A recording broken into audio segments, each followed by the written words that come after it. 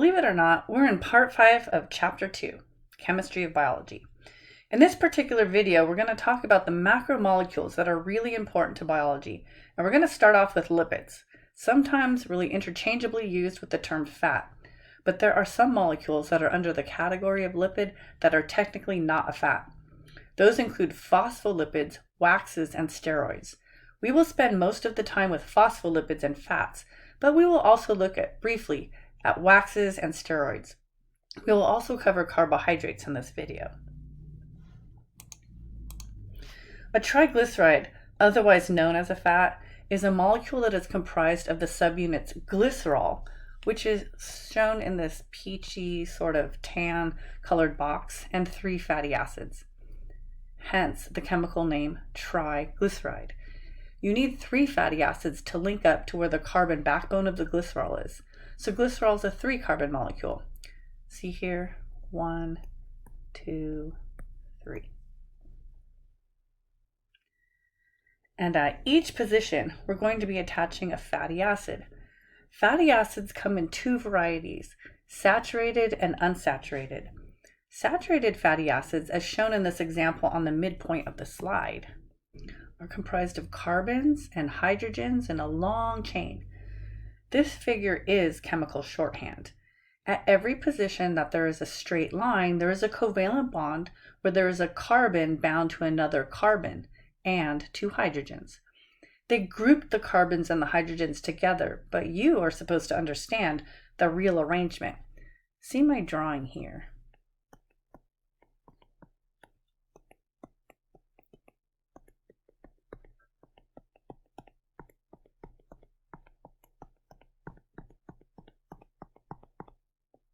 Remember that at every position that there is a carbon, you need 4 bonds.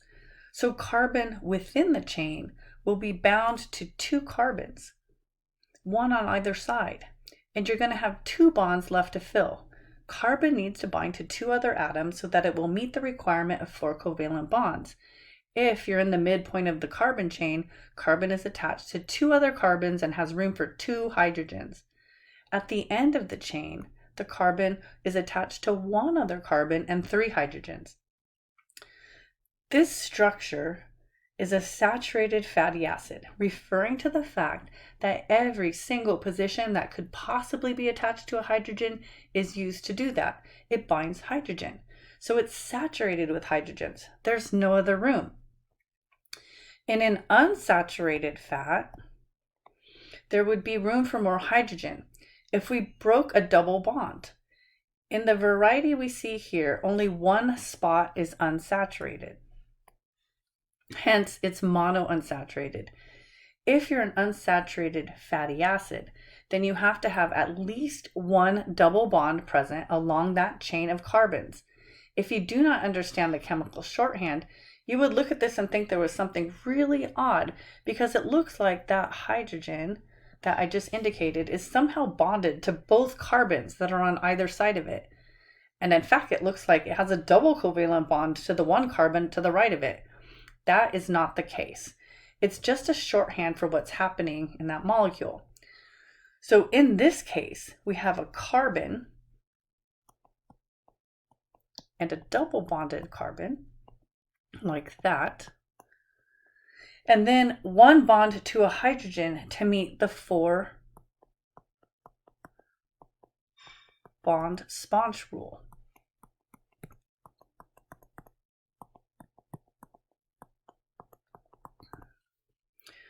That's what's going on at the spot that I have boxed right there. So now, if you count, you can see that you have 1, 2, 3, 4 bonds for that carbon, and 1, 2, 3, 4 bonds for that carbon. Rule satisfied.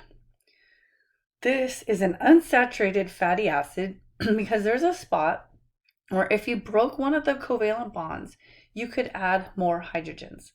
The double bond in the carbon chain makes it an unsaturated fatty acid. You can have multiple places on the fatty acid where you have these double bonds. And then it would be an polyunsaturated fatty acid. The other thing that you might notice is that where they have drawn that double bond along the carbon backbone, they have indicated a bend in the molecule. It kind of bends down, whereas the saturated fatty acid is straight. If you look at the diagram at the top, it's another kind of chemistry shorthand. You need someone to explain it so you can understand the shorthand. So I'm going to decipher it for some of you that have not seen these things before. When you're looking at these zigzag lines on the top, saturated fatty acid, at every point along this chain, that's where a carbon is. And then the rest of the space is filled with hydrogens, like my drawing. Then, in this depiction in the unsaturated fat, you can see how they indicate the double bond and the bend it creates in the fatty acid. So every spot along these chains where you see a bend is supposed to indicate where a double bond is. And you're supposed to assume that hydrogens are filling in the rest of the bonds. It's a shorthand way of drawing out carbon chains. It saves time in drawing, but somebody has to explain to you at some point what this code means. Hopefully the code is now decoded for those of you new to this chemistry jargon. If you remember back to me mentioning that the covalent bond between the carbons and the hydrogens is nonpolar, then that's what's going on right here, right? A whole bunch of carbons and hydrogens are bound together. So these fatty acids are nonpolar and they don't like water. Water likes molecules that have charges or partial charges on them. Things that are nonpolar are repelled by water. They're called hydrophobic because they don't like water. This is important and we'll come back to that in a moment. When we make a fat or a triglyceride, we do a dehydration synthesis reaction. Familiar, I hope. You remove those 3 waters that you see in the gray box, right? You're going to remove those, and then you make the covalent bond between the glycerol and the fatty acids, and hence we have a triglyceride. One of the things that you might want to note when you're looking at this slide is that when you look at the overall composition of a triglyceride, you really only see 3 types of atoms. You're going to see a whole bunch of carbons, you're going to see a whole bunch of hydrogens, and you're going to see few oxygens. They aren't in a nice ratio like the carbohydrates that we'll get to in a moment, but they really are only made up of those 3 atoms. You do not have to memorize this next slide. This is just showing a table from your book with some of the different types of fatty acids. Now, hopefully you can understand the chemical shorthand that they're showing you when they write out something like this CH2 right there, that you know what it really looks like since we just talked about that. Here we have some examples of saturated fatty acids and some unsaturated fatty acids. There's a monounsaturated fat and a polyunsaturated fatty acid. Can you see that the saturated fatty acids have a linear type of structure? They just vary in the amount of carbons in the backbone. The unsaturated fatty acids would have 1 or more double bonds in that carbon backbone. And where you find those double bonds is where you find the bends in the fatty acid. Those bends are important because when you have bent fatty acids, they actually push away from each other. They kind of elbow each other out of the way. You can pack more linear fatty acids together than you can bent unsaturated ones. A modification of a fat or a triglyceride is a phospholipid. Of course, these are important molecules. Phospholipids are parts of membranes of all the different organelles.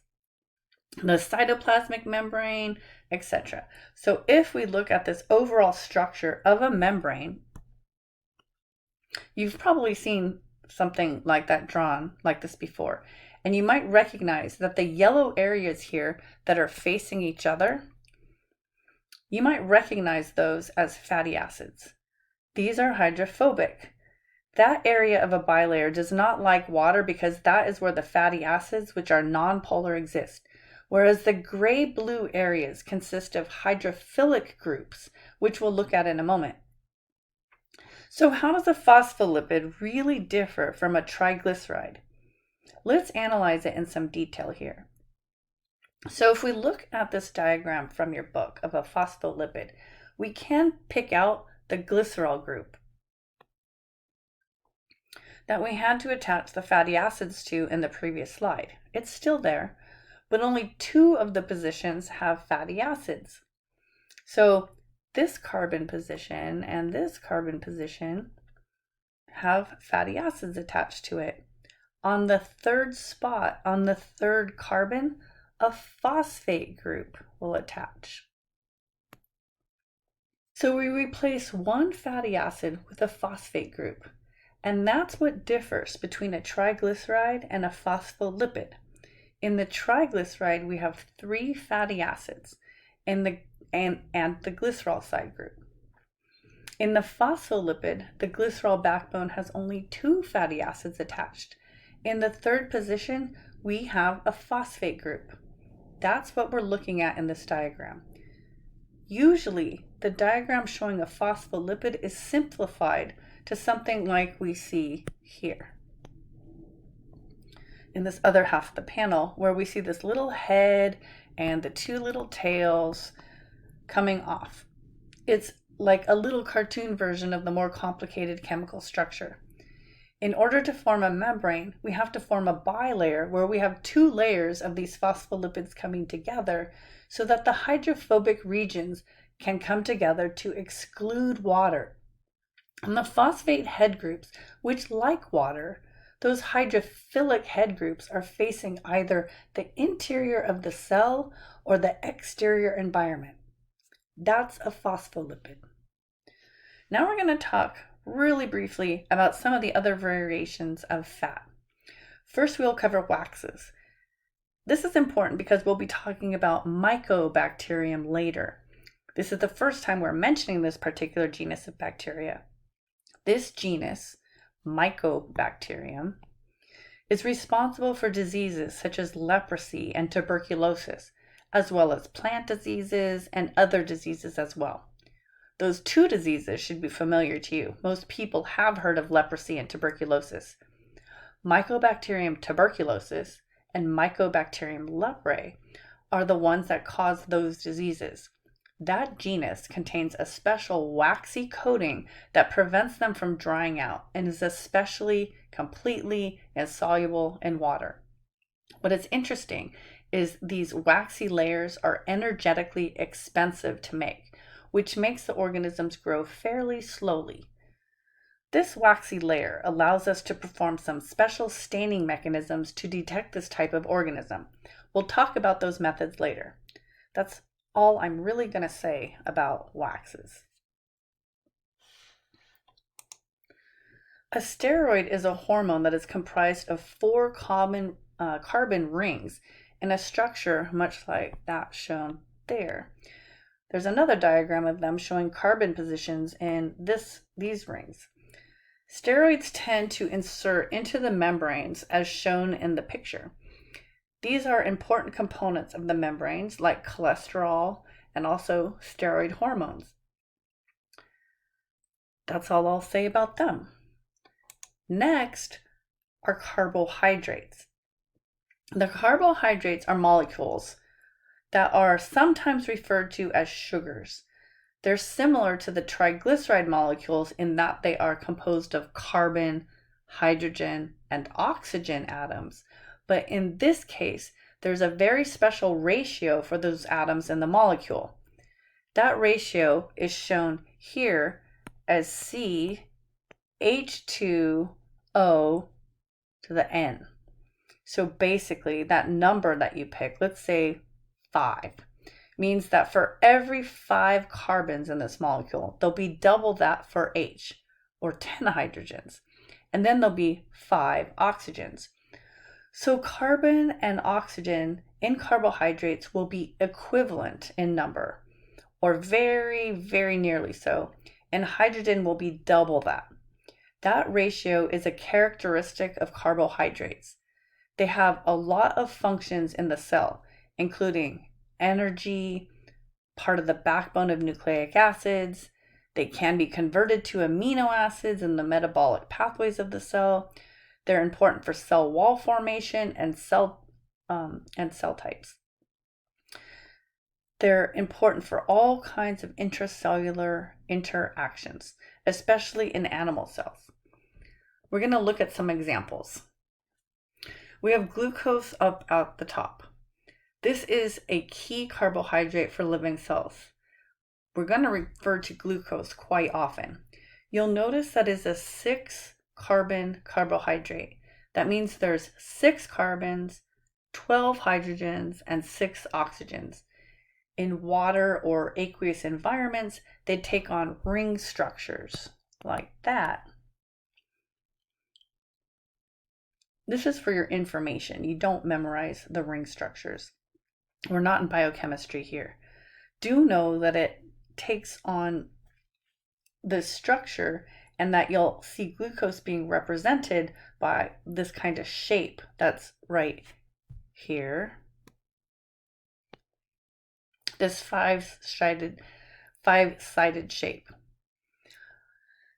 N-acetylglucosamine is a modified carbohydrate that bacteria use in part to build their cell wall. It's just one example of how glucose can be modified to do other important jobs in the cell. Glucose is a very key molecule. Now we can also look at what other forms of carbohydrates can take.